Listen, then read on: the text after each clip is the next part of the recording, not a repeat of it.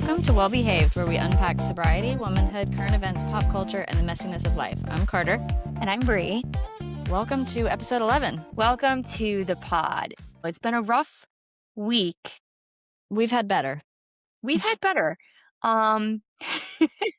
It's a bad week to be an enemy of the pod. It really is. And I want to start off with one thing. I am my mother. I have fallen victim to fake news and AI multiple times this week. It's not good, Bree. I'm not going to lie. It's bad, guys. So let me just break down for you. And the problem is I have platforms now. So now I'm sharing the fake news. Sharing and spreading misinformation, yes. I'm literally spreading AI misinformation. So this happened at the beginning of this week. Someone posted that the New York Knicks declined their invite to the White House. I was in traffic.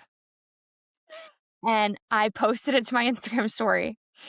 And in seconds, my good friend falls on the other side of the spectrum was like, this is fake news.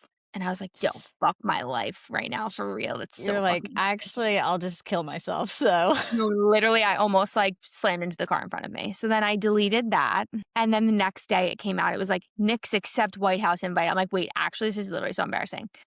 But oh my God. Before last week's pod, another AI attack. Nick Cannon did not welcome his 22nd child. He still just has 12 kids. And this is what I don't understand. Why are people making these fake memes and getting me? The only time I see it is when I'm scrolling Facebook for some reason, and I can tell same, it'll but now be it's on Instagram. Yeah, that's crazy because I feel like I don't see it. Although I did actually, the only AI type thing that I fell for one time was the heated rivalry guys partying with like Kylie and Timmy, I think after one of these award shows. And there were these pictures of all of them like partying in a hotel room together. I don't know if you remember this. And obviously I posted it to my story because I was like, this is fucking iconic. And then my friend Adam messaged me and was like, 911, AI, delete it. No, it's so embarrassing. I also, you know what got me? I thought a few months ago, the Zendaya Tom Holland wedding photos. I was like, oh my God, wow, I can't believe they released these. And then I was like, her dress is so basic. I would have thought would have gone with something a little crazier. They're so clearly AI photos, like so clearly. It's like once you get duped, now I'm like hyper vigilant about it. Or at least, I mean, you said that Nick Cannon welcomed his 22nd baby, and I'm on the other end of the mic like, wow, that's so crazy. He's disgusting. So if anyone was listening last week, like that just wasn't true. And I'm so sorry. Like I don't know. To our listeners, just know that this is not a reliable news source, okay? And it's not to be used as such. No, that's actually so true. It is a bad week to be the enemy of the pod because previously we have mentioned the people we are blocked by. Carter, would you like to run through who you're blocked by? So first and foremost, just because it's timely relevant, Spencer Pratt, I've mentioned it before. I made a video saying that he was MAGA, blocked immediately. Ella Rose, this is one of my favorites. I made a video about her cosplaying as a trad wife and blocked immediately, which she gets on my nerves anyway, so that's fine. Yeah. Wait, did Paige Lorenz block you or no? Not yet. So this week, I did make a video about my Dairy Boy set that I got. And you know what, guys? For the sake of the listeners and the viewers of the pod, I will show you the picture of me in the Dairy Boy set. I'm going to link it when I put a reel up. I do have a photo of me in it. I got this Dairy Boy set. It's like a mesh knee length legging and a tank top. And I put that thing on and I was like, whoa, I look bad. So I walked out to my living room and my husband was watching TV and I was like, what do you think of this? And he basically stared at me for like 20 seconds and didn't say a peep because I think he knew that like whatever he said was just going to make me cry. And then when he did say something, he just goes, I just don't get it. And I was like, okay. So then I swiftly returned it, but I posted a video about it on TikTok, and unfortunately, it has gone very viral. And I'm quite nervous that Paige is gonna block me because she is a blocker. But in her like, in my defense, I didn't really say anything bad in the video. I just was like, "I looked like shit in this set. It's not her fault that I just Like, looked like." maybe it's a me problem. She can't block me for looking like shit in her set. Like, sorry, I don't have the build for your sexy girl set. That's not my fault. Yeah, I made a video one time about her getting her breast implants out, and I started it off saying I thought this was gonna be some kind of maha I shit, remember that. and but I actually did end up, like, saying something nice about her video, and she commented on it. Um, so I feel like I'm just, like, always surprised, like, okay, which leads us to our next block, Ken Urich. I'm just surprised that they're in these comments of these, like, videos that are not that big. So let me just backpedal for a second because Yeah. I've lost some sleep over this. I'm not gonna lie. So this week I was blocked by Ken Urich on TikTok. Which is devastating, Sure, 'cause I'm not a fan like you, so I was just like, yeah, whatever. right. Um, but yeah, she's a household name, so that's a Uh-huh. tough one to swallow. Um, and mainly the reason I was upset was because one, I commented on your TikTok and all I said was, she has to stop with the crash outs. It's getting embarrassing. Which And where's the lie? right. But then she commented back, which was a good chirp. She goes, "You can't like you have mental health in your you having mental health in your bio and saying this is crazy work." And I was like, "That's actually a good chirp." But the thing is, like, I'm not always gonna act like a therapist and a mental health counselor. Like, I'm just a human being. But also my issue is like I forget that like people see your videos. Like I think I'm just like talking to you. Right. And when she commented, I was like, "Oh my God." But basically Carter sent me a screenshot and was like, "Oh my God, Ken York commented." And then I clicked on the post and I was like, "That's so weird. I can't see it." And then I like looked her up and she was gone. And I was like, "No, no way." Oh, it's just so crazy that she is and at that point, I'm sure you did feel like you were just talking to me because the video had, like, 900 It had views. 900 views. I was like, "Wait, why is she even?" Which also, I'm sorry. No, you know what? I can't say anything else mean about her. No, just say it. This is a safe space with our 1,000 listeners. I just think she's clearly going through the videos and looking at what people are saying. And this is what I was thinking. Yes, maybe I shouldn't have commented that because maybe it was a little harsh. But I think if I had said something in a therapist lens, I think she would have taken that even worse. Like, I think Well, if and I, that's the this is first of all, I don't even think what you said was bad. I think what you said was true. And second, and why it's throwing me off a little that she's up in all these comments and she's getting so defensive about the whole thing is that it wasn't like she was coming on and trying to defend what happened. Like what she did was objectively, she had a 1 a.m. crash out about Bobby, for anyone who doesn't know, which she's done in the past. And it's a little embarrassing. And then, I don't know if you saw, I think I sent it to you, she posted with him today and said, "Guys, I guess I don't run a strict program." But this is kind of like what she does with him. And she even posted on her stories the next day. "I can't believe I crashed out again. This is something that I'm working on with my therapist." Apologizing for going off on Bobby on her stories at 1 in the morning, yada, yada. So this is something that she's even saying, "Guys, I recognize that this is like not a great move." So it's not like I'm not really understand why she's being so defensive about people commenting on it because she seems to agree that it wasn't a great move. So, you know what I mean? I'm not yeah, really getting her. it's not logically making any sense. So I'm just like, whatever. Obviously, I never want to make anyone feel bad, especially if they're in like a toxic relationship. Mhm. If she's listening to this, sorry I said that. But if I Ken, was if her you're listening. if I was her therapist, what I would say is, um, I'm concerned that she feels the need to get external validation and external opinions from people on the internet all the time about her relationship, Mm, and yeah. then takes accountability, but then gets upset when people comment on it when the point of posting the video is for people to comment on it, no? Right, yeah. I mean, it's the whole and then it's like people are up in my comments, like, saying, "Why am I commenting on this? Why am I" Why is I'm she like, posting it? why she's posting something publicly online and I'm commenting on it, which is also the same thing that all these haters are doing in my comments, as is their right. The You whole see something point. online that you have an opinion on and you respond to it, which why don't you take your own advice and get out of my comments? I know, that's what I was thinking too. When the girl was like, "You're this age, why do you care?" And I'm like, "You're the same age, why do you care?" Yeah, why do you care so little that you're up in the comments of a stranger? Like, you're doing the same fucking thing as me.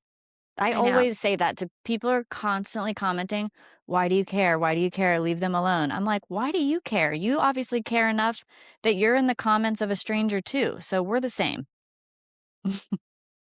Except me and you are not the same because she blocked me and not you, and you're the one who posted the video. I was like, "Seriously, again, I'm a bigger fan than you are." I was like, "Please." But I like, my video, I specifically feel like I didn't say anything.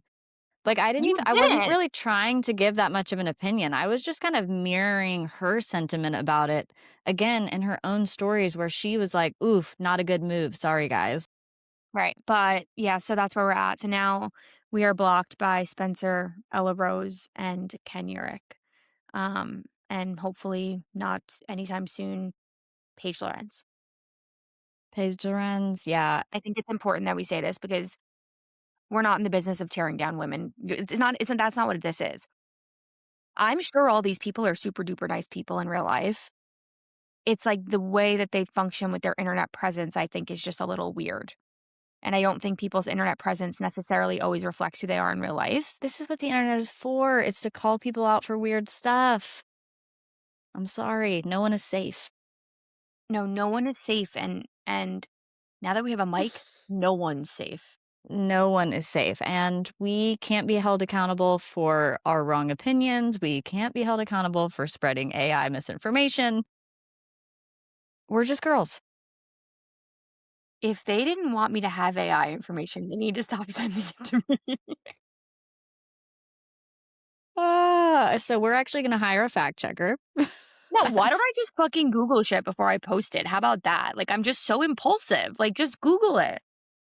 No, I know. I swear though, I really do think after it happens to you, usually once, it's happened to you twice, that's okay, but In one it week. does, you do. Now I do think going forward, you're gonna be like, "Oh, this sounds too good to be true. Could it be an AI plant story? Let me double check." The problem was I had one hand on the wheel, one hand on the phone, not enough hands to check if it was true. Um, Ah. all right. Before we continue, we have to take a break because we have to share with you guys about our very first sponsor. My God. Okay, guys, we have our very first sponsor of the podcast. Um, if you're watching this on video, you can see Carter and I are wearing our matching gym jammies. I'm going to stand up and show you. Oh my god, sponsor the pod. Girls, the dollars are rolling in our pajamas. So our I jammies are from Sleepy Saturday. They're so comfortable. They're literally so comfortable. Bree's been wearing them for days. No, literally 5 days. They're so Okay. soft. These are the Out East pajamas. They're Hamptons themed. Hamptons themed, and you can use code WellBehave15 for 15% off your order at sleepysaturday.com. Oh my gosh, baby's first code. Baby's first code, guys. It's our first sponsor. And remember, like we said last week, you're lucky to be in now. You're lucky to be in now. While we're still humble and reachable. Yeah, and blocked. All right. And hashtag blocked. My first thought when Ken blocked me was I was like, oh, what happens like when I make it big and I meet her at a brand event? And then she's like, oh, let me follow you. No, I've literally had that thought. I'm like, oh my God, if I like meet someone and then they find out that I'm actually just like a TikTok troll, that's so embarrassing. Yeah, but we don't have to worry about that just yet. No, we don't. One thing at a time. What'd you put on the agenda for tonight? So there really is not much to talk about besides our beefs. And I wanted to talk about Taylor and Travis getting married at MSG. Wrote this down to talk about this a couple weeks ago and then decided that I didn't want to talk about it because I was like, there's no way that this is true. And I don't want to spend 20 minutes talking about something that's fake news. And, but then the reason that I put it on today is because I'm seeing stuff that it is real. Yep. So I have an article pulled up about it. So this is the New York Times What the article fuck? about it. New York prepares for an event at MSG. Clues point to you know who. And so it says one of the biggest events of the summer has been a mystery, obviously. And I was laughing last weekend because they thought Taylor and Travis's wedding was at the Ocean House in Watch Hill, and they're just, like, filming the tent of Mhm. some random girl's wedding. I'm like, "This is just a random girl's wedding, like, this is not Taylor Swift's wedding." So, fun for that girl that Ah. people thought it was Taylor Swift's wedding. A permit was filed with New York City to close the streets around MSG from July 2nd to midday July 4th for the events. So apparently she's having 100 people at the Garden on July 2nd, which is an intimate gathering. And then the next day on July 3rd, 1,000 guests will gather there for like a bigger celebration with stage appearances. And they've told a bunch of people, like Amtrak officers that work in Penn Station know about it, that it's Taylor Swift.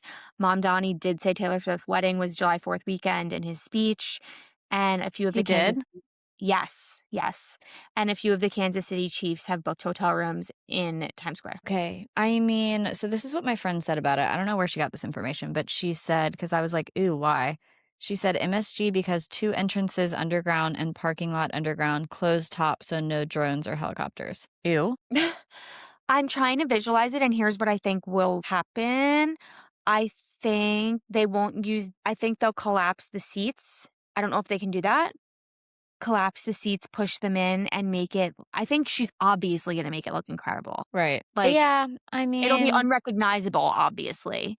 Um, and I but yeah, guess it's an I'm interesting thinking of choice. like walking up to Penn Station, but like the people who are going to this, they're not walking up to shit. They're getting dropped off by their, you know what I mean? Like, I don't know. I guess it's just a little different when you're a bunch of gajillionaires heading to MSG for an event than it is you and me heading to MSG for an event. Totally. I think she's gonna make it probably really beautiful. I don't think she would do it if it wouldn't be. Mhm. Do I think it's gonna be, our style of a wedding? No, because Taylor Yeah. Swift's, like, quirky theater kid. Like, I think it's gonna be, like, moody and romantic and, like, Yeah, whatever. I'm picturing it being like ethereal, like Yeah. very like fairy tale. Like this is her whole thing. Yeah. This is a fairy tale at Madison Square Garden. Um Since I just feel like for the amount of money that she has, you could accomplish some of these things that we're saying MSG accomplishes literally anywhere else in the world. totally.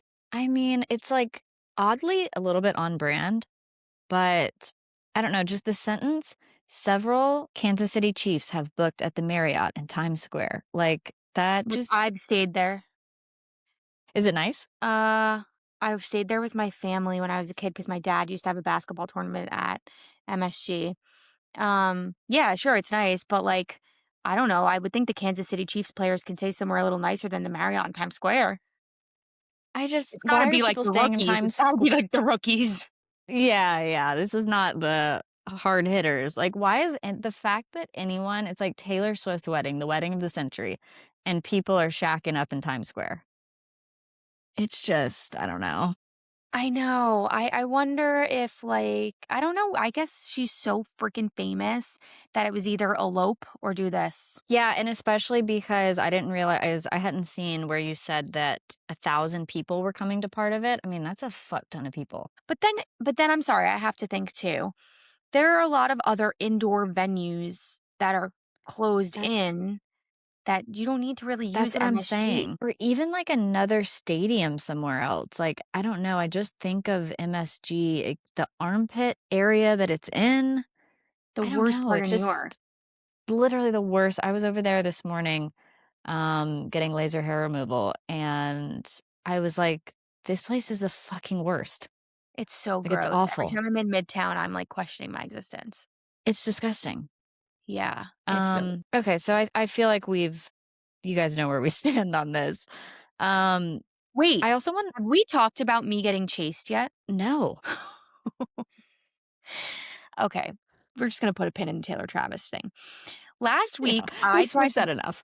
Last week, I tried to go for a nice morning walk, okay? It was, like, 6 a.m. I put my little sneakers on, I'm walking around Hoboken, and I go towards the waterfront. And there is a cyclops of a human, like the tallest it's like this big human, curly red hair in a trench coat. So I'm walking. They start chasing after me, Carter. Chasing. I'm like, now I'm running. Now I'm running What? away. I'm running away from someone. It was so embarrassing. As I'm running away, I'm like, wait, I'm so embarrassed right now, but also what the fuck is going on? So then I see these two people at the end of the pier. So then I go sit next to them because I don't know what else to do. And they were the only, it was like 6:15 in the morning. There was no one else around. So I go sit next to them. The person follows me and sits right next to me and then turns their head right next to me and just stares me in the face. What? So then this is the best part. Then I get up and I stand even closer to the person next to me because I'm like, what do I do? And they get up and walk away because I think they didn't know what to do. So I call the cops because then, okay, what happened was I saw them start doing it to this other woman. And I was like, Ugh. okay, this is getting scary now. Like they're doing it to other people.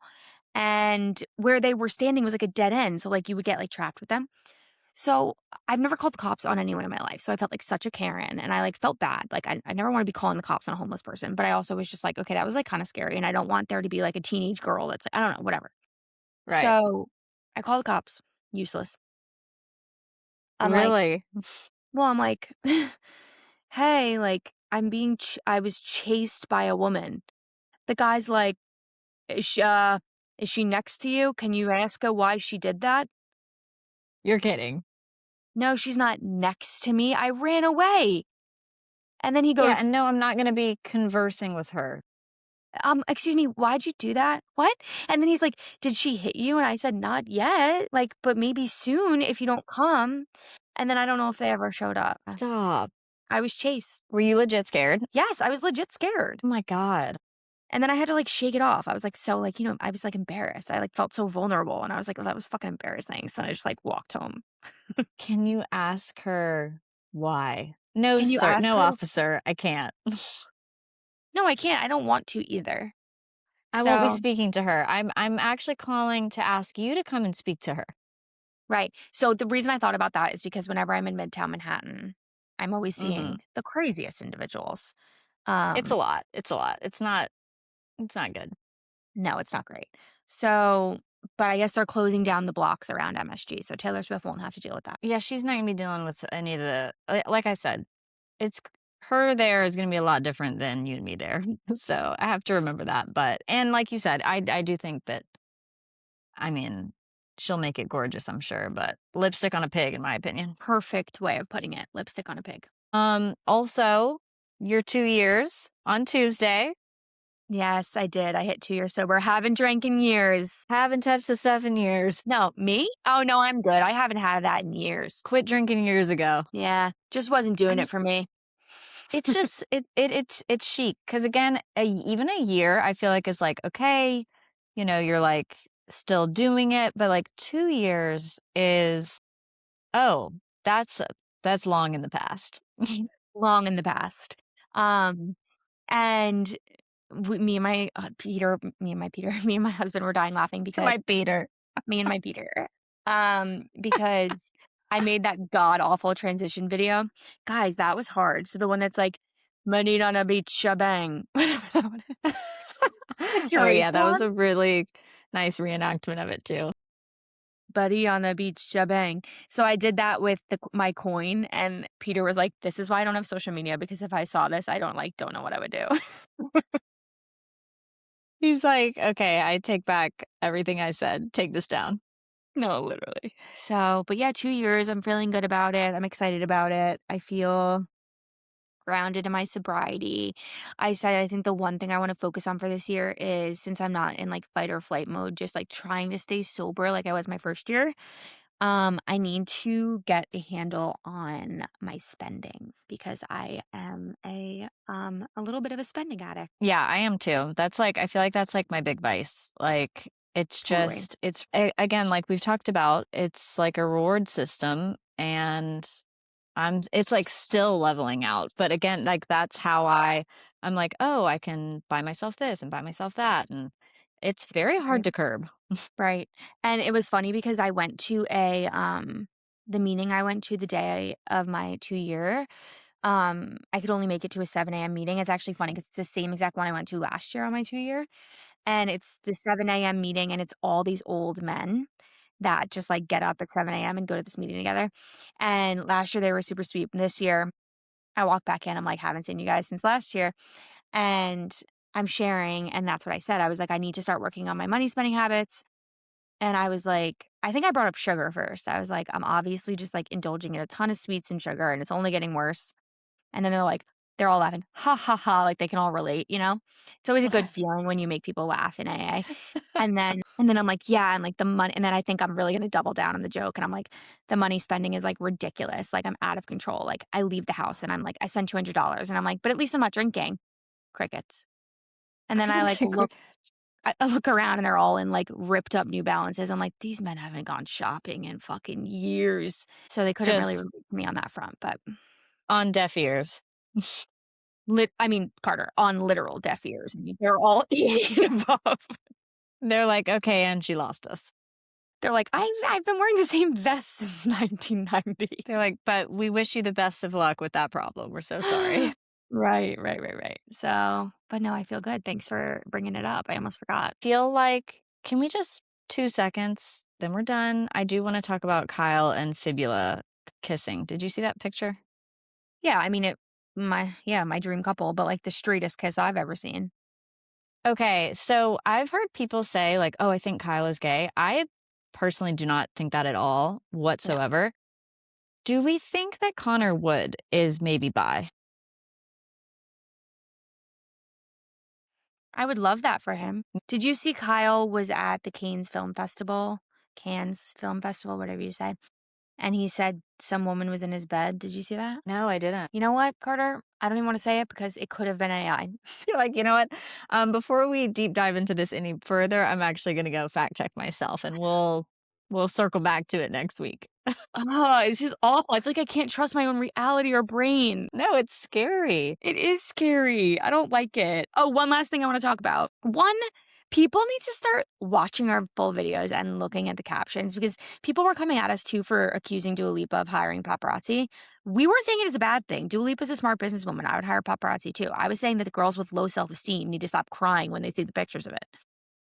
Right. Yeah. But A lot of stuff is getting lost in translation we for got us. so many, we were bathing in hate comments this week. Really were. It was a rough week. It was a rough week. But I wanna say, I mean, Dua Lipa's wedding dress was stunning. Perfection. I mean, again, good things just happen to her consistently. Yeah, he's so cute, like, I'm just like, Mhm. she slayed. So we're really happy for her. We are really happy for her, and I think that's all we've got because I'm scared to say anything else if it's not true. I was about to say, we're gonna work on our fact checking. We're gonna work on our AI literacy, and we will see you guys next week. Thank you. Bye. Bye. Okay, guys, we are so excited because we have a very special guest. Tonight's guest is Steph Strine. Steph is a former Marine and now a fitness instructor at Soto Method in Tribeca, while also balancing working a corporate job. She's a baddie. Steph also just celebrated 8 years sober, and we are so freaking excited to have her here. Welcome. Thank you so much. Oh my god, this is so exciting. I've been looking forward to this all week. Have you? Yay. So Yeah, and have we also we. like we rescheduled it so much that it like built up so much anticipation. I'm like, woo, it's happening. We made it. I know. We're so excited. We love having guests and we love doing the pod. It's so fun. It's so fun to like bring on people that we know. Yes. Yes, I know. I like have met you guys. Well, I've met Carter once and then I met Bree twice, but I feel like I know you guys well because that's social media, right? So Yep. Yeah. know each other even more. Carter, have you done Soto Method? No, I haven't, but I want to. Okay, Let's Steph, do it. let me come for a class. I think it was like over Christmas, right? Yeah, I was like winter And time. I loved it. It is such a great workout and it goes so quick. See, that's Yeah. what I need. I need something that goes quick. You were wearing the cutest outfit that day. I was like, "Who looks this cute coming?" Like, you had and it was a Gap I think it was a Gap fur coat or something. Do you remember what I'm talking Yeah. about? My Yeah. Gap pullover, yeah. That's like my little mop wife pullover. I was really nervous because you're, like, so fit. And Steph had, like, a full-fledged, like, 12-pack, and so I was like, "Oh, this is gonna be really so embarrassing." I'm, like, doing this workout class in front of this hot bitch, but I liked the class a lot. I'm so glad. Yeah, it's been a wild 2 years with them, but we're opening in Dallas in September, and we opened Upper East Side in March, and then, like, we'll be announcing something soon, that I can't share, but, just, like, doing really well, so I'm glad that you liked it, and then Carter, yeah, you have to come. I make it fast because I talk literally the entire time, like, I wanna get out of here too, I promise. Yeah. No, it was great. Okay, do you wanna take us from the jump? So tell us what we need to know about Steph. Tell us your sobriety story, your life story, whatever you wanna share. Cool. I can get super regimented in my story, so I think pause me, and I've done this talked about it a lot of times. So, I'm not what JLo calls a New Yorker. I'm not born in New York City, but I did live, in upstate New York for most of my life. So, I lived in the Hudson Valley area, so that's not upstate if you're from Buffalo, but, like, for people who live in New York, that's upstate. But yeah, I was born in Georgia. My parents are military folks, so I spent a lot of my young life and, like, teen life around very structured and, intense discipline, but and, like, also, like, very, very polished parents, and then I played soccer from a really young age. I played soccer in college, and then yeah, I think, drinking-wise, my mom put me into school so early. I don't know where you guys are from, but, like, I was in New York, like, I was, like, the youngest person in my, like, kindergarten class. Like, she was like, "As soon as we can get you out, we're gonna get you into kindergarten." And, so I just say that because I didn't turn 21 until my senior year in college. So, like, I had my fair share of, like, fake IDs and, like, people that didn't look like me that I was anyway, but Yeah. yeah, I guess, like, drinking-wise, I was always around older people, and so, like, whether I was dating someone older than me or, like, playing soccer, I was always with, like, older people and they were drinking, and yeah, like, what they say a lot of, like, I never really felt like I fit in or, like, I felt like I had to be a specific way really resonated with me, and so, like and I also am a pretty I don't wanna say quiet, but I'm, like it takes me some time to kind of, like, open up, and when I do, I'm, like, fully invested, so drinking was a way for me to kind of, like, open up and be a part of, and yeah, I mean, my first drink was watermelon Smirnoff from the bottle, and then it was in the woods, like, 'cause that's what we do upstate is, like, we tell our moms we're staying somewhere, and we're actually, like, partying in the woods, and so, I blacked out the first time I ever drank. Nice. I blacked out a lot, like, blacking out's a huge part of my story, and it's not really funny because like, it's wild now, like, 8 years later, because it feels so different, like, I'm like, I can't even imagine my life drinking today, but, like, that was my normal. It was like, I wouldn't eat, I would work out a lot, I would black out, and then I would do it again, and, like, again, again, again. But yeah, so, I mean, I have a very, I would say, different college experience. I went to a service academy, so if anyone's not familiar, you basically go to a school for 4 years on a taxpayer's dime, and so because it's, like, free, we owe back 5 years of active duty service, so when I graduated the Naval Academy, I was in the Marines for 7.5 years, and so yeah, I picked the service that was born at a bar, and so drinking was, like, a huge part. It's a big, big, big, like, boys club, and so similarly to that, it's like I had to, like, do the bare minimum, but then also, like, exceed the bare minimum to even have a seat at the table, and so, but yeah, I think, like, my alcoholism really took off around age 22, and then I stopped drinking at 27, so there was, like, a 5-year chunk where I was drinking every day. I was, like, drinking tequila only, and then I was, like, trying to, like, drink a specific amount, and then I would overshoot the mark, and then, yeah, I drank and drove a lot. I have 2 DUIs that aren't on my record, which is wild, but, yeah, it was pretty ugly at the end. It was, like, right before Memorial Day weekend. I lived in San Diego, and I moved closer to the bars, so I didn't have to Uber, or I would Uber was my thought, but I ended up driving anyway because that's what an alcoholic does, and so, anyway, my big, big, big, like, wake-up call was I drove through a DUI checkpoint in San Diego, and almost killed a cop. And, yeah, and so there was, like, a period of, like, a week and a half where I was just, like, drinking every single day and, like, wanted to kill myself. And then I ended up surrendering as most of us well, not most of us, some of us do, and, started to go to AA, and yeah, I'll stop there. I think there's a lot to unpack and all that, but, it's been a wild ride. It's definitely not what I ever expected it to be, and, like, Bree and I were talking a little bit before, but I if we did this a week and a half ago, I was so hard crashing out, like, I was on the phone with my psychiatrist, and I was on the phone with my therapist and my mom and, like, crazy texting my best friend because I was crashing out over a boy, and I'm like, I don't feel 8 years sober. So, I say that just to, like, if anyone's listening and they're like, "Oh my god, 8 years is such a long time, she has her shit together," like, I do and I don't. So, yeah. But anyway. Love it. So many similarities in our Yeah. stories. And I know we've talked, Carter's like, yeah. I know we've talked about this before, but my drinking also picked up when I was 22. And I also stopped drinking at 27. And my alcoholism peaked when I was in San Diego. Oh And my god. we like just missed each other in San Diego. I I feel like we know. were like, you said We were one both time, we're the like ships ships in in the the night. night. Yeah. I was at Short Club, I was at El Pres, I was at back anywhere where I could get any sort of attention. Never been to San Diego. You have to go. I need to go. So though, but mine was definitely like drinking at 22, and then 27 is when I should have quit. Mm. But then I thought about it for 5 more years, 4 more years.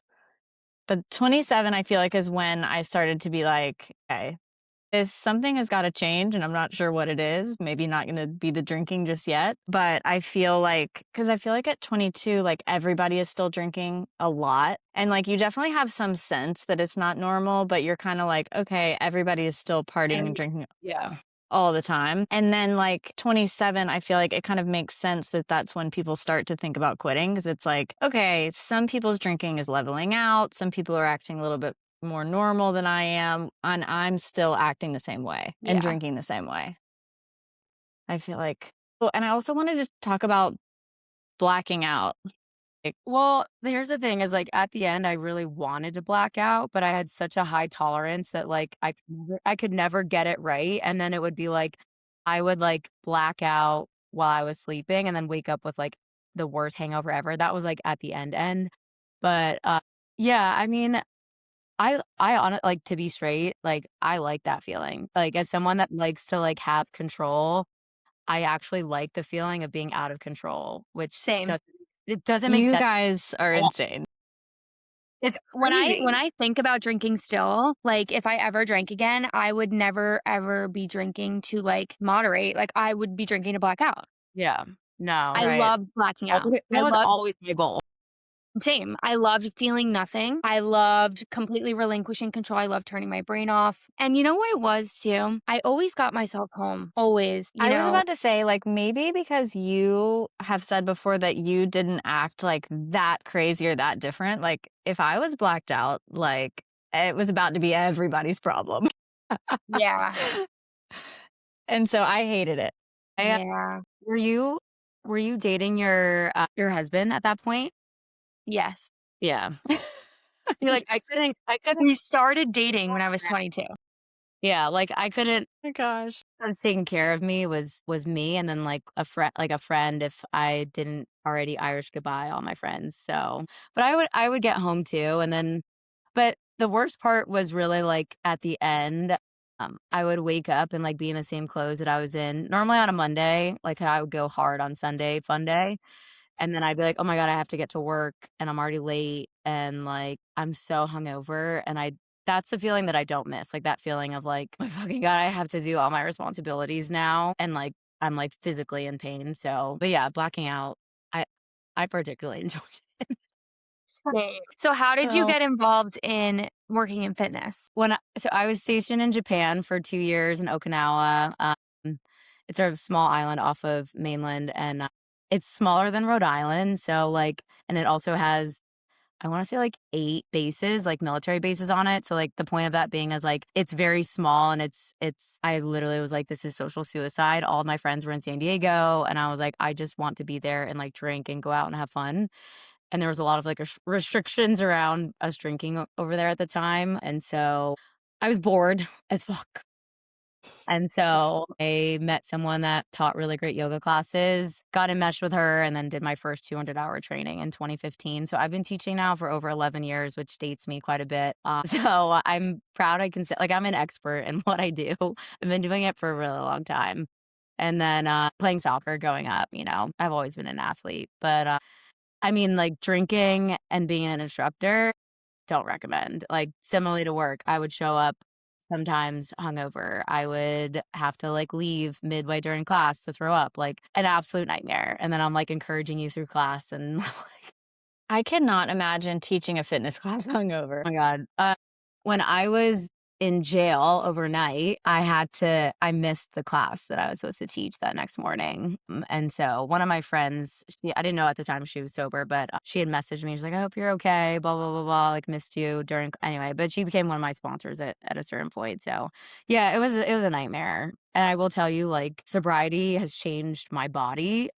I was never overweight, but at the end, like, my face was so puffy. If you go through my Instagram, you can see some of the photos I had, but, like, I was probably about, like, 15 pounds heavier than I am right now because I was drinking so much. Like, I was so swollen from drinking, and I could never figure out, and then, like, add an eating disorder into all this. I still have an eating disorder, as most of us do, and so, like, I was like, "I can't get this weight off, but, like, drinking's not the problem," you know, and, like, but then, like, when I got sober, it was like, I mean, I shrunk fast, and I will say, like, something I still struggle with now is the way that I eat. It's so dysregulated, even as an instructor and someone that's training for my now 2nd and 3rd marathon, like, oh my god. Just, like, I'm not, like, normal in the way that I eat, and that has, like, kicked me in the ass, and so, but yeah, I honestly, I've not met one girl that doesn't have an eating disorder straight up or, like, some sort Yeah. of body dysmorphia. My god, yeah. I mean, like, every girl has body dysmorphia. I feel like we're born with I feel like I was an infant and I had body dysmorphia.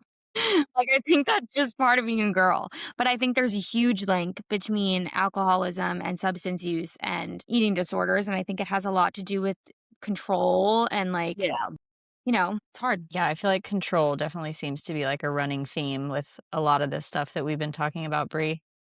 Definitely. What about the service academy? What made you decide to go do that? And then I was also interested to hear about the boys club of it all because I can Sure. imagine, particularly with drinking, I feel like boys club, like even with like my friends in high school or like in college, like trying to kind of fit in with a boys club or like that definitely I feel like plays into like being women drinking around and with guys. Yeah, I think, like, I've learned an equivalent profession is honestly, like, finance. Like, I honestly couldn't imagine being in that profession because a lot of them go out with clients all the time and they're just like around drinking so much. And I've heard that from a lot of different people. And so, yeah, why, why the Naval Academy? Why the Marine Corps? Yeah, I mean, look, like I'm not a patriot. I think our country's embarrassing, and I'm like proud to say that. Honestly, like I think like I'm grateful for my service. I really am, but like we have a lot of work to do. And so I'm so glad to be out. Being in the Marine Corps saved my life and I am so grateful for everything that I have because of the Marine Corps, but like there are certain things that I've needed to like completely let go of because it just doesn't serve me anymore. But yeah, big military family. Both my parents went to West Point. My sister's in the reserves in the army. Like literally all of my family has served in like some capacity, even like NYPD. And so honestly, I had this like, and I think it was just like my higher power, universe, whatever. I was looking at like Duke and I was looking at William and Mary for soccer. And I had this moment where I was like, I think I need like a little bit of structure. And honestly, like I did because I think I would have got kicked off the soccer team, hurt, killed someone. Like I honestly don't even know how I made it through normal college because there was restrictions against when we could drink and like we couldn't go out during the week and like I needed those guardrails because I think the tires would have fallen off at like 24 or 25 for me. And so and then the Marines, like all my teammates at Navy, most of them were Marines, others were like pilots. So you can go like you can be on a ship. You can be like a pilot. You can be on a submarine, all that stuff. I was like, no, no, no. And the only thing that was left was Marines. And so I was like, you know what? Screw it. Like they look really great. A lot of my teammates have done it. And so I was like, sure, I'll do it. But again, like the sentiment here is like, I knew this was going to be a good opportunity for me. I never, and I like, again, like very transparent. Like I was never like, I want to serve my country. I knew it was like a very great opportunity. And then, yeah, I got sober in the Marine Corps. So rehab's very expensive. And so, again, like I have an honorable discharge. I got to like keep basically everything. I don't know. So it's like I have these two different opinion or like sentiments about it, but at the same time, like FDG for real. Like Well, I can't Right. capture it now. I think people take it as, like, if you're embarrassed of the United States right now or if you feel certain ways about it, you hate your country. Like, I don't think that, like, wanting your country to be better and do better means you hate your country. If anything, I think, like, I don't know, maybe, like, you love and care for it, like, you would like it to be better. You know what I mean? Like, I Yeah. don't think it needs to be this whole, like, "You hate America." It's like, well, just because I want it to be better doesn't mean I hate it. Yeah, and I sorry that I pulled it into this, but anyway, in terms of, like, the boys club, I think when I was in, 19% of the Marine Corps was women, and out of that 19%, 1% of that 19% was female officers, so I was an officer, and so, like, there was such a small population of us, and then, like, add on the fact that, like, I'm an attractive, fit person, it's like, eyes were on me a lot.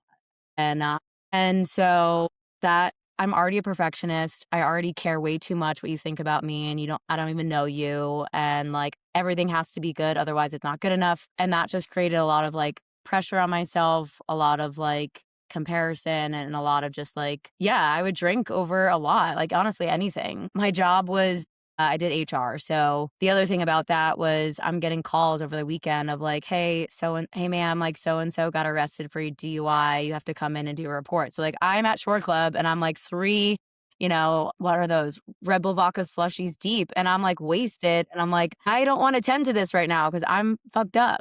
And like I just had this complete like self-centeredness. And it's like that's my job, and I just like didn't care. But yeah, I think like I've always found that I'm so hard on myself. And so like in times where someone gives feedback or someone is like offering support, I'm always like, oh, I messed something up. It's like, oh, I'm gonna get fired. It's always like these like extreme things. And guys are just not that way. They're like, for better or for worse, they're just kind of like, sure, I'll figure it out. Meanwhile, I've been like working on this for like days. And I'm like, oh my I have no idea how it's gonna go, and it goes just fine. But a lot of the culture is centered around drinking, but I will say, like, drinking is everywhere. Like, I've Yeah. found that, there's people sober in the Marine Corps the entire time that I was in the Marine Corps. So it's been done. I think it's just like, I don't know. Yeah, it's never convenient to get sober Yeah. in any So what situation. about so with the rehab and stuff, so they paid for it?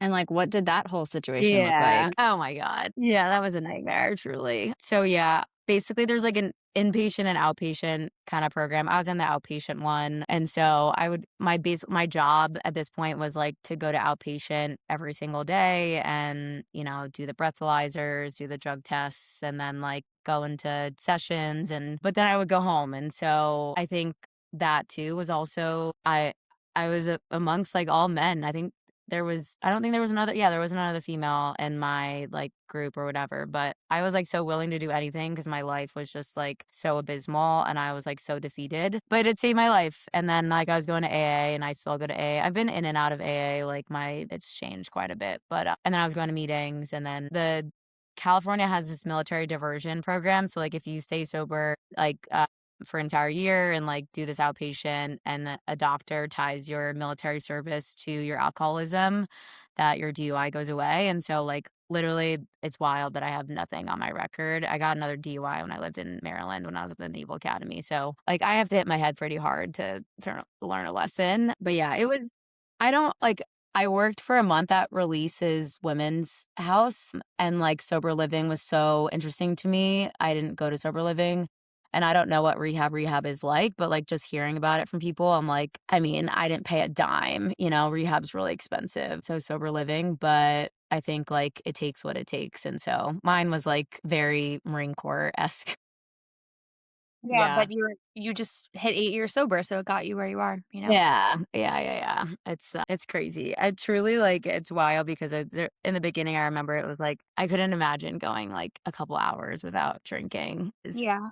I appreciate I appreciate you sharing about drinking and driving because I think it's always something I'm nervous to talk about because people get Yeah. really angry about it and like totally rightfully so. And I think when you're an alcoholic, you have a different perspective on it because who you are in that moment is not who you are sober. And there's no, like, at least for me, towards the end, that was something I did and that really freaked me out. And, like, to be transparent, I just fully drove home, didn't remember driving home, and like woke up the next day and was like, I don't remember driving home. And it was only a mile, but like, still, I was really freaked out. But then I was also just like relieved that I didn't get caught, Yeah. you know?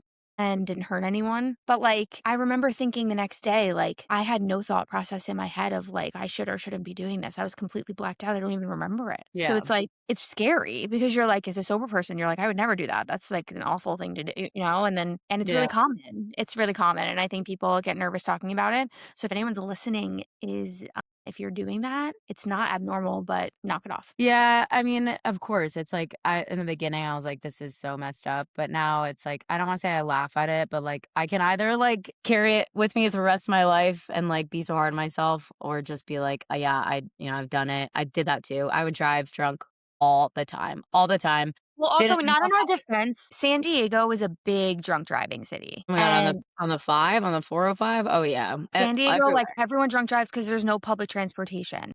Yeah, So, but so, like, I would yeah, drive, you would know this, from PB to Carlsbad, which is fucking that's insane. far.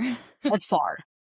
And I would do it blacked out. I also we all have dogs, but when I got my second DUI, Decker was in the passenger seat. So, like, I was I was bringing everyone with me, you know? And so it's just crazy because like, I would never, ever, ever do that again. Like, it's just wild. So, yeah, but a lot of people have done it, but yeah, it's not good. Knock it off. Get an Uber. Knock it off and get an Uber. I'll literally pay for your Uber. Yeah, I feel like that was one thing about moving to New York that, like, you didn't have to think about anymore because I didn't have a car, so but in Atlanta, it was definitely more of a thing, like, people like you said, it is common, and, like, people are doing and I think, like, what you said too about, it's not you making the decision, it's not your normal self making the decision, and I feel like that was kinda one of the things about, like, deciding to quit for me was, like, some of those things that, like, you can't change the behavior because that behavior is being made by a person that's not you anymore. And Mhm. so there's no way to fix it except to stop drinking. Right. Because you That's a can't good point. tell your drunk self not to drink and drive, not to black out, not to do all these things that you don't want to be doing anymore because you can't reason with that person. And so it's like the only solution to stopping some of that behavior is to stop drinking altogether. Yeah, that was a good way of putting it. How long did you live in Atlanta for? I lived there for 3 years while I was in law school. I went to law school in Atlanta. But I'm Nice. from Georgia. Oh, fun. Yeah, my sister and my dad lived there. I lived there for, like, 6 months before I moved here. I really Oh, like it, really? Yeah, yeah, I like Atlanta too. but it's Yeah, I was not there for so, it's not New York. Nowhere is. yeah. So, I am curious. So, you just hit 8 years sober. You said last week was really hard for you. Yeah. What do you think has been the biggest challenge about long-term sobriety? When I think I got it, I don't got it. Like, I and that's, like, not good English, but been so many times where I've been like, "I'm good.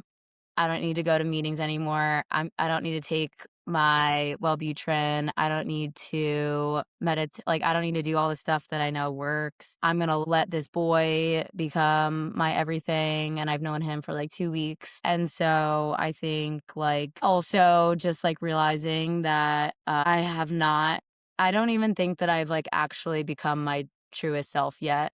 Like, I think now as I'm finally starting to like tap into this inner child work that's been so brutal. The Codependence Anonymous steps. I'm working Sex and Love Addicts Anonymous, which I hate saying out loud, but like it's true. And honestly, like I think the hardest part for me is realizing like the work is never going to end. I can never be like, this is going to go away. It's always there. And I think with time, it's honestly only gotten harder to like do all these things to keep me like a normal human being because like honestly, not drinking was the easy part. There's been so many times over the last year where I'm like, my thoughts are actually going to kill me. Like, I've never felt more anxiety in my entire life than I have over this last year. I've been crashing out really, really hard with dating. And it's because, like, I'm really into astrology. And I was talking to chat about it last night about my entire chart because I'm talking with chat. But, like, I come off, like, very confident and adventurous and, like, playful and outgoing. That's my Sag rising. But, like, deep down, I have so much water in my chart. I'm a Scorpio sun. I'm a Cancer moon. I'm a Scorpio Mars. So, like, the way that I communicate and, like, how I feel is, like, very intense and very deep. And so, like, as a kid, I was kind of forced to be an adult really, really from a young age. And, like, my parents did the best that they could with my sister and I, but, like, yeah, like, I really was, like, held accountable to a really high standard and was, like, not able to have feelings. Like, feelings were not happening in my family, and then when they did happen, it was like an outburst, it was an explosion, it was like, you know, I acted out, whether it was, like, doing something my parents told me not to do or whatever, and it was like I was just trying to get, like, some sort of affection and love and, like, attention from my parents, and so now I, like, have to be that parent that I needed growing up, and, like, it's so hard to, like I don't have a lot of memories of my childhood, and that's, like, a symptom of, like, lowercase t trauma is, like, I literally don't have any memories. I have, like, a couple. My sister can, like, spit out what we did at a specific date, but, like, one of our friends actually really encouraged me to do this is to, like, get into that program, but, like, I seek in men what I can only give to myself, and I hate saying that out loud, but it's true, and, like, I've had to learn the really hard way over these last couple months is, like, I put my entire being into someone else and, like, I don't ever think about myself. I'm like, what do I need to do to, like, make him like me? And, like, what do I need to do so that he, like, texts back faster? And, like, none of that. I never think about how am I feeling?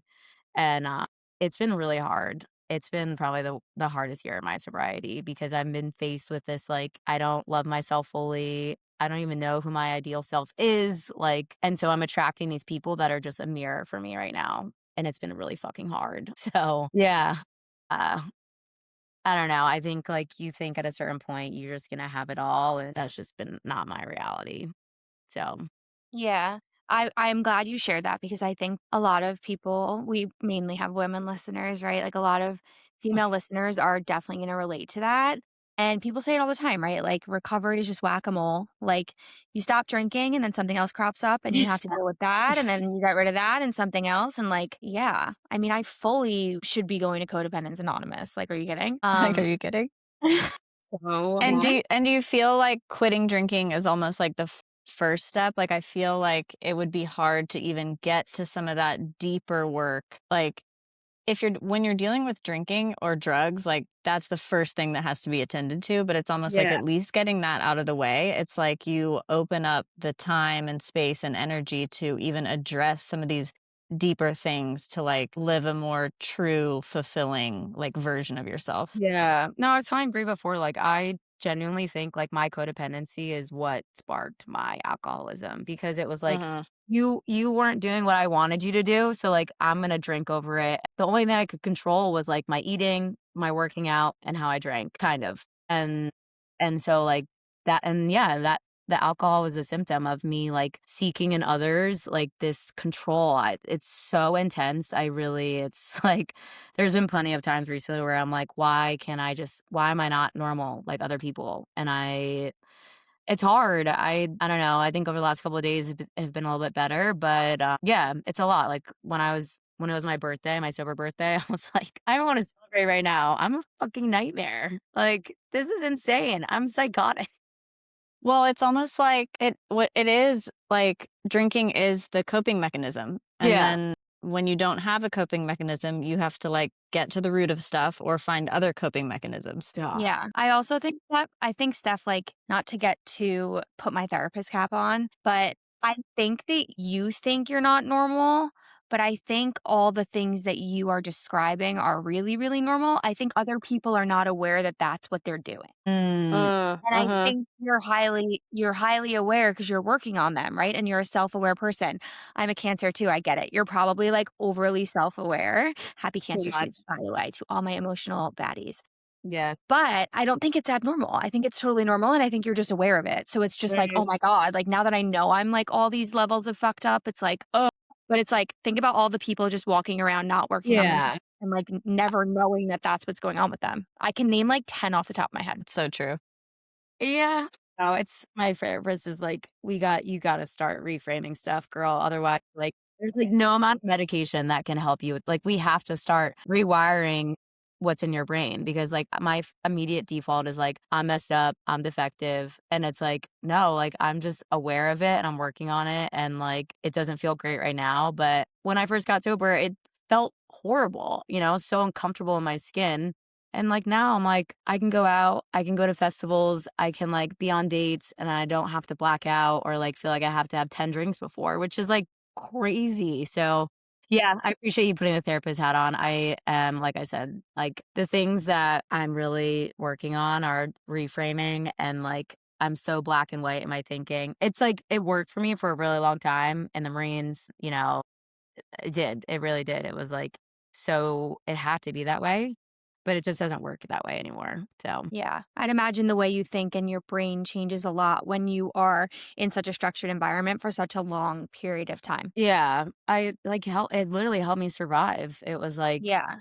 but yeah, it's not serving me anymore and so I think like, regardless of if I have kids or not, I'm like this ends with me. Like whatever if there's a soul or something after this, like I'm not passing this to anyone, or I'm not gonna like, be this way around my nephew. And so, yeah, but it never ends. No, it doesn't. Being so acutely self-aware is a prison No, it literally is a prison. that we're all in. You guys think that like I just genuinely don't think men are self-aware. Like, and I know I'm generalizing really hard right now, but like I have not met one that's like self-aware. I think not without becoming completely obsessed with themselves and thinking they're connected to like a higher power. Oh Okay. my god, yes. Yeah. I mean, like, me too, but No, but you know, different, like they have men are like, look, yeah, like I don't yeah, I think it's different. I your think is your husband normal? no.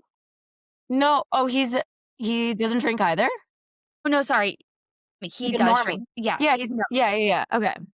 Yeah. I think that's the ideal setup. Like, and granted, like, I have my own responsibility in these, but, like, my past couple ones have been A related members, and I'm like, "Stay away from me." Like, I don't think these I are, could like, do that. 2, like, psychopaths, unhealed. It We doesn't talked to Neva Coleman about that. She was like, we can't be dealing with the same problems. It's too Yeah. many problems." I'm like, "You're trying to, like, outsmart me," and I'm like, "No." I don't know, but Also, like, I feel like in a fight, if I'm in a fight with a man and he's like, "And that's one of your defects," I'd be like, "Shut the fuck yeah, yeah, up." yeah, Like, yeah. I just don't think that would fare well with me. Yeah. We don't need them armed with the terminology. No, literally. We don't Yeah. need them armed with anything except money. Honestly, yeah, it's so funny. I went down this, like, rabbit hole once. I was like I'll sometimes follow, like, wellness influencers and stuff like that, and I was, like, going down Melissa Wood Mhm. for, like Uh-huh. and I was like, "I wonder who she's married to," and, like, I went down this whole rabbit hole, and, Boy, yeah, boy, I I think, could like, at go for some point, hours. you just, like, you cash in the check, You're like, "Enough is" 100%. 100%. And that's exactly what she did. God bless. Yeah, I'm like, maybe me too at some point, but yeah, She I'm like seems happy. I mean, She does seem blissfully happy. I'd have to give her that. And it's yeah, And she looks fucking unreal. she looks great. I went to an event of hers at Othership this year, and she was hot. Capital H Yeah. hot. Yeah, yeah, yeah. Life would be better rich, 100%. someone had Totally. to say it. Totally. So, like, I've always been since my adult life, I've always been living paycheck to paycheck because I, like, made the Mhm. very conscious decision to go into a field that makes literally no money, and I remember when I was making that decision, my dad was like, "You would rather make a lot of money, like, a lot of money, and donate that money to different nonprofits than work at a nonprofit."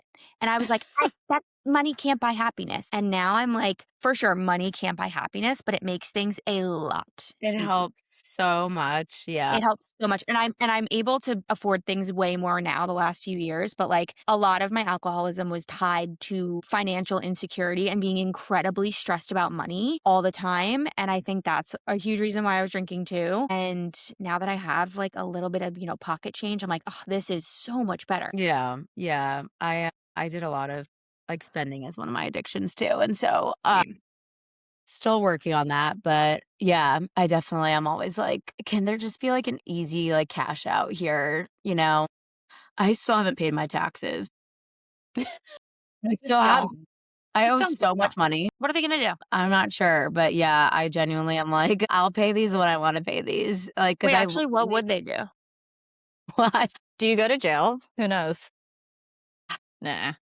who knows, No, not honestly. for the no. They have bigger fish to fry. We're all like, "No, surely not. I'm sure they do something else." No, Steph just gets, like, handcuffed and put in the slammer tomorrow. We're like, "Fuck." You You're know like, what? "Well, guess we Yeah. were wrong."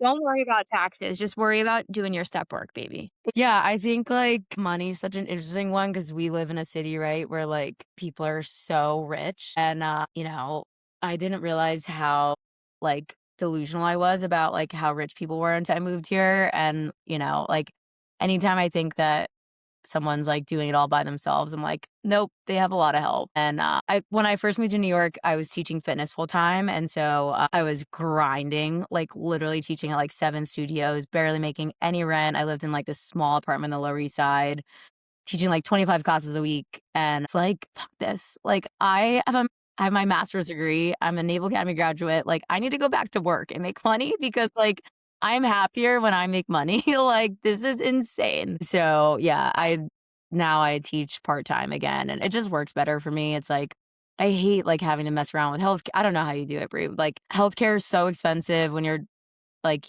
operating on your own as, like, a contractor or with 1090, like, I just, like, so as much as I sometimes hate my job, I'm like, well, at least, like, I have insurance and at least, like, a paycheck's coming every single 2 weeks and whatever, and so, Yeah. yeah, especially in New York, I'm like, I'm on my "This is husband's insurance now, so great." yeah, after Perfect. I got canned from my job a few months ago. So now I'm on my husband's insurance. Okay, so one thing we like to ask every guest before we wrap up is what is advice you would give to someone who's listening who is in early sobriety or is sober curious? Okay, I think they're separate because, like, when I got sober, it was not cool to be sober, and so, like, I think, like, being sober curious means, like, you probably don't have what I have, which is, like, alcoholism, or, like, you just don't know if you have it yet. So I'll say if you're sober curious, like, try not drinking for, like, a couple days or, like, a week and see how you feel. I remember, like, I got so much sleep in the beginning, and I was like, "Whoa, this is wild." Like, I feel so much better after, like, not drinking for a couple days at a time. There's so many options now that I honestly feel like there's literally no excuse, like, literally no fucking excuse. You can go anywhere and, like, have the NA menus are sometimes larger than, like, the actual cocktail menus at this point. I will say my hot take is that, like, mocktails are too expensive. I'm like, "Fuck this." Like, I'm gonna have a Diet Coke or a water. It's wild how much they're charging. But if you're, like, in sobriety and in recovery, do not date the first year. Like, do not. That's the one piece of advice that I actually took, like, and I didn't do it, and, like, it's definitely saved my life because I think that would have really messed me up. So yeah, don't date. I actually It's love that. like, I don't think anyone said that yet. yeah, no, that's definitely a good one. It's like, you got enough going on. Okay, let's just tackle one thing at a time. But yeah, I've, like, heard of people that did it, and that's, like, definitely an AA suggestion, but I'm glad that I took it because, I mean, I still am, like, not, dating is, like, wild for me. So maybe actually, I am taking that advice right now. We're not dating currently. We're actually back to that. We're back. So we're in first year sobriety mode. Well, thank you so much for coming on. Yeah, you guys are so fun. I genuinely was looking forward to this so much. I'm, like, such a serious person, so I hope that, like, you guys' brevity broke up a lot of my seriousness. So, No, No, you it were was great. perfect. Yeah. Thank you so much. All right. Bye. Okay, bye, guys.